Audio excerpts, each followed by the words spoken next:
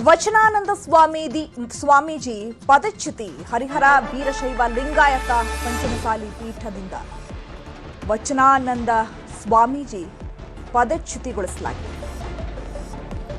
ಹರಿಹರ ವೀರಶೈವ ಲಿಂಗಾಯತ ಪಂಚಮಸಾಲಿ ಪೀಠದಿಂದ ವಚನಾನಂದ ಶ್ರೀ ಪದಚ್ಯುತಿಗೊಳಿಸಲಾಗಿದೆ.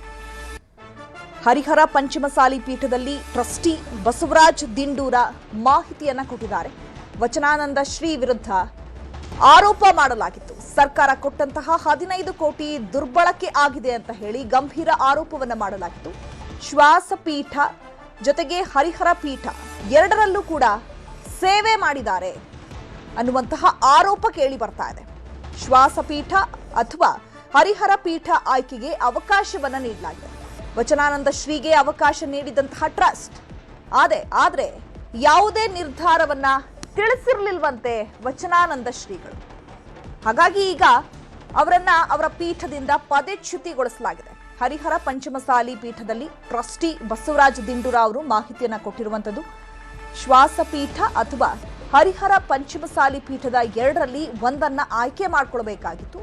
ಆ ಆಯ್ಕೆಗೆ ಟ್ರಸ್ಟ್ ಕೂಡ ಸಮಯವನ್ನ ನಿಗದಿ ಮಾಡಿತ್ತು. ಆ ಸಮಯ ಮೀರಿದ್ರೂ ಕೂಡ ಸ್ವಾಮೀಜಿಗಳು ತಮ್ಮ ನಿರ್ಧಾರವನ್ನ ತಿಳಿಸಿಲ್ಲ. ಹಾಗಾಗಿ ಪೀಠದಿಂದ ವಚನಾನಂದ ಶ್ರೀಗಳನ್ನ ಪದಚ್ಯುತಿಗೊಳಿಸಲಾಗಿದೆ.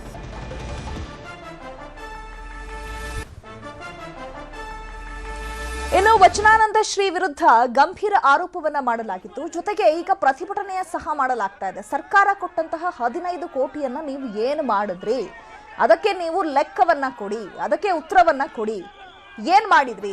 ಎರಡೆರಡು ಪೀಠಗಳಲ್ಲಿ ನೀವು ಕಾರ್ಯವನ್ನು ನಿರ್ವಹಿಸ್ತಾ ಇದ್ದೀರಾ. ಟ್ರಸ್ಟ್ ಈಗ ಆಲ್ರೆಡಿ ಒಂದು ಪೀಠದಲ್ಲಿ ಮಾತ್ರ ನೀವು ಕಾರ್ಯವನ್ನ ನಿರ್ವಹಿಸಬೇಕು ಅನ್ನುವಂತಹ ಒಂದು ಸಂದೇಶವನ್ನ ರವಾನೆ ಮಾಡಿದ್ರು ಕೂಡ ಅದು ಹೇಗೆ ನೀವು ಎರಡು ಪೀಠದಲ್ಲಿ ಮಾಡ್ತಾ ಇದ್ದೀರಾ, ಸೊ ಒಂದು ಪೀಠದಲ್ಲಿ ಮಾಡಿ ಅಂತ ಹೇಳಿ ನಿಗದಿ ಮಾಡಿತ್ತು ಸಮಯವನ್ನ.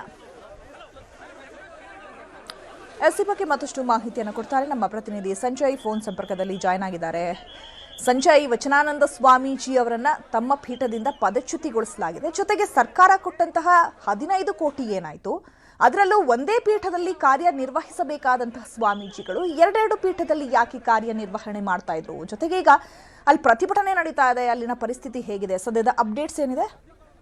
ಎಸ್ ಚೈತ್ರ, ಏನು ಈ ಒಂದು ಪಂಚಮಸಾಲಿ ಸಮಾಜದ ಪೀಠಕ್ಕೆ ಸಂಬಂಧಪಟ್ಟಂತೆ ಕಳೆದ 1 ತಿಂಗಳಿಂದನೂ ಕೂಡ ಒಂದು ಹೋರಾಟ ನಡೀತಿತ್ತು. ಏನು ಹಲವರು ಒಂದಿಷ್ಟು ಏನು ಟ್ರಸ್ಟಿಗಳು ಮತ್ತೆ ಭಕ್ತರ ಮಧ್ಯೆ ಒಂದು ಹೋರಾಟ ನಡೀತಿತ್ತು. ಏನು ನಮಗೆ ಸರ್ಕಾರದಿಂದ ಬಂದಂತಹ ಅನುದಾನ ಮತ್ತು ಭಕ್ತರು ನೀಡಿದಂತಹ ಹಣದ ಲೆಕ್ಕವನ್ನ ಕೊಡಬೇಕು ಅಂತ ಹೇಳಿ ಸಾಕಷ್ಟು 1 ತಿಂಗಳಿಂದನೂ ಕೂಡ ಒಂದು ಅಗಜಗಾಟ ನಡೆದಿತ್ತು. ಇದೇ ವೇಳೆ ಇವತ್ತು ಏನು ಅಂತಿಮವಾಗಿ ಒಂದು ಏನು ಕೆಲವು ಟ್ರಸ್ಟಿಗಳು ಒಂದು ಸಭೆಯನ್ನು ಹಮ್ಮಿಕೊಂಡಿದ್ರು. ಸಭೆಯನ್ನು ಹಮ್ಮಿಕೊಂಡಂತ ಸಂದರ್ಭದಲ್ಲಿ ಅಲ್ಲಿ ಏನು ಕೆಲವರು ಟ್ರಸ್ಟಿ ಮೀಟಿಂಗ್ ನಲ್ಲಿ ಒಂದು ತೀರ್ಮಾನ ಕೈಗೊಳ್ಳದೆ ಏನು ವಚನಾನಂದ ಶ್ರೀಗಳನ್ನ ಈಗ ಪದಚ್ಯುತಿ ಮಾಡಲಾಗಿದೆ ಅಂತ ಹೇಳಿ ಈ ಮಾಡಿದ್ರು. ಯಾಕಂದ್ರೆ 2018ರಲ್ಲಿ ಇದೇ ಟ್ರಸ್ಟಿ ಅವರು ಏನಿದ್ರು, ಈ ಟ್ರಸ್ಟಿ ಅವರೇ ಅವ್ರನ್ನ ಕರ್ಕೊಂಡ್ಬಂದು ಈ ಒಂದು ಮಠಕ್ಕೆ ಸ್ವಾಮೀಜಿಯಾಗಿ ಕೂರಿಸಿದ್ರು.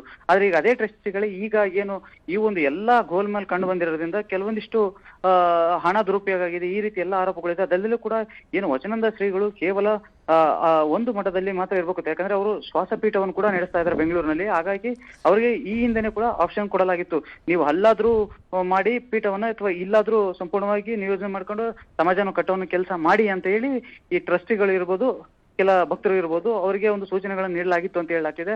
ಆದ್ರೆ ಯಾವುದಕ್ಕೂ ಬಗ್ಗದ ಏನು ವಚನಾನಂದ ಶ್ರೀಗಳು ಏನು ಇಲ್ಲೇ ಮಠದಲ್ಲಿದ್ದು ಅಲ್ಲೂ ಕೂಡ ಏನು ಶ್ವಾಸಗುರು ಕೇಂದ್ರವನ್ನ ನಡೆಸ್ತಾ ಇದ್ರು. ಹಾಗಾಗಿ ಇವತ್ತು ಏನು ಕಮಿಟಿ ತೀರ್ಮಾನ ತಗೊಂಡು ಅವ್ರನ್ನ ಮಠದಿಂದ ಹೊರಹಾಕಲಾಗಿದೆ. ಈಗ ಸದ್ಯಕ್ಕೆ ಇನ್ನೊಂದ್ ಕಡೆ ಏನು ಈ ಟ್ರಸ್ಟಿ ಅವ್ರನ್ನ ಭಕ್ತರು ಕೂಡ ಕೆಲವೊಂದಿಷ್ಟು ಬೆಳಗ್ಗೆಯಿಂದ ಕೂಡ ಲೆಕ್ಕವನ್ನ ಕೇಳ್ತಿದ್ದಾರೆ.